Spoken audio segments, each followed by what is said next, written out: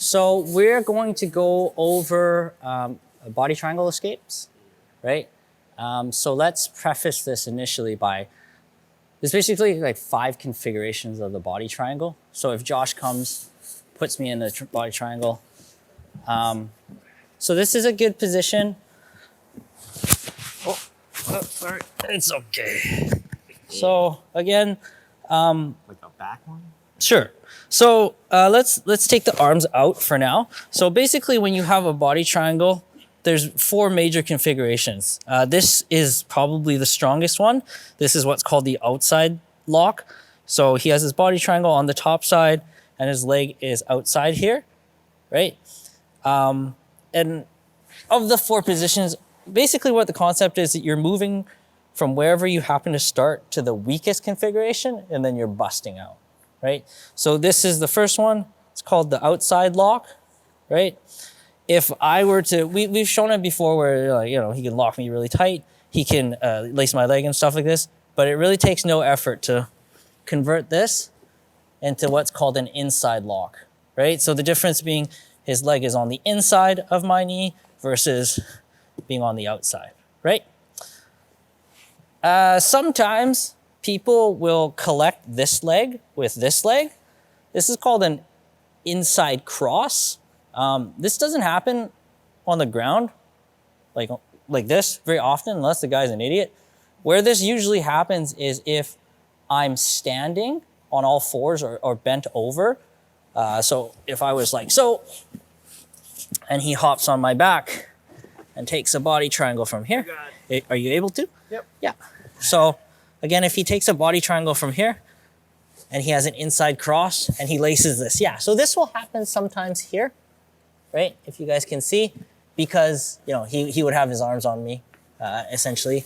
Yeah, you can do double underhook if you want to. Okay. Yeah, so stuff like this, that's called an inside cross, right? And we'll come back down, right? And then, so that's 3. And then the weakest one is something called an outside cross, which is basically if I manage to get him like this. It's almost like I don't know what this is. It's garbage, and it's super easy to break, right? So with that in mind, most people are gonna have an outside lock, and we're gonna move it to an inside or outside cross to make it weak. No matter where he starts, if he's already on, let's assume they're good, right? Maybe this side would be all right. So you go from outside lock. Again, we'll assume that there's hands here and we're defending ourselves properly so we're not getting strangled to death. But ideally what you want to do is you go from an outside lock. It's pretty easy to go into an inside lock, right? And then from the inside lock here, right, I want to pass it to an outside cross. You never really get the inside cross. Like this is kind of bush league, it's not really worth it. But what you want to do is you want to pass it to the outside cross like this. And then once we're here, you just have to grab the leg and instinctually you're going to want to push down, but what you actually want to do is you want to pull up. Because if you look at this is a cross leg like locking. Once I pull this up, it's just this one cheesy leg, right? So try to keep me in with this leg. I don't really have to do anything. I just turn my hip up and that's done, right?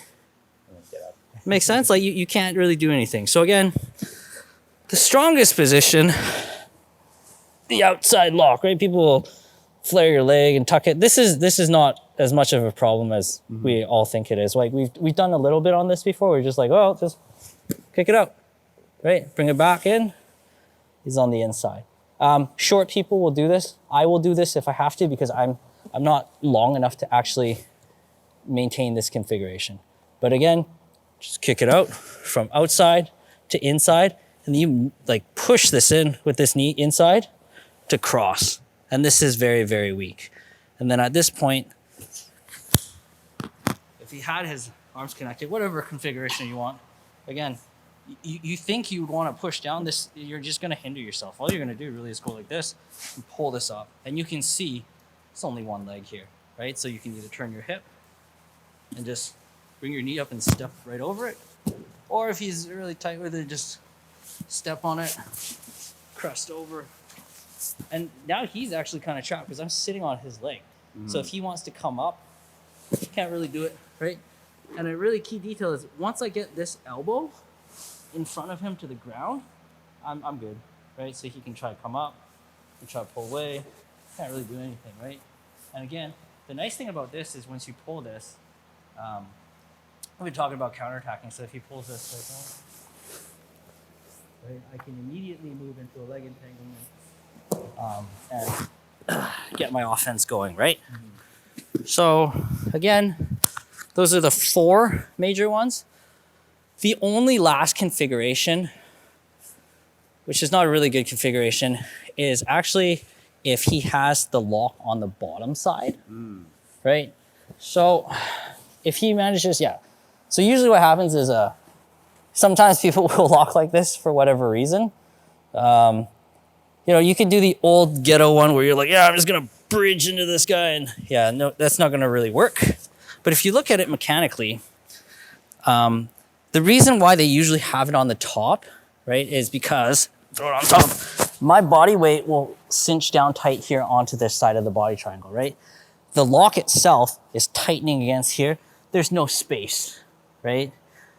If it's on the other side, lock it up, right? So my body weight is falling into the lock here, but there's tons of space here. Can't make this any tighter, right? It just, because there's a space in here, he can't bring his knee down. In the other configuration, he can bring the lock of his legs down into the crook. So again, this is the 5th kind of configuration. Nobody really does this because it's useless, but should you know, again, we're protecting our neck so we don't get strangled, but honestly, like, you could just push this thing. And like, once you frame out, again, you could switch hands. And again, getting that same thing, getting that elbow to the ground. So from here, yeah, you're pretty much safe, right? And again, once you break the lock with just like a little rip, you can start entangling the legs, right?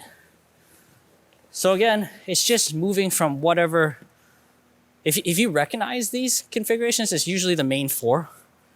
But if you can go from, assuming he's in the strongest one, the outside lock, and you migrate it all the way to the outside cross, that's ideally what you want. Does that make sense? Just a little simple something. Again, when we're defending the back, the first thing we have to do is beat the hands so we don't get strangled. Try to beat the head if we can. And then this is kind of the last part. But a lot of people get intimidated by body triangles because they're, you know, it's a closed loop and you're like, oh no, he's locked me up. It's not that bad at all.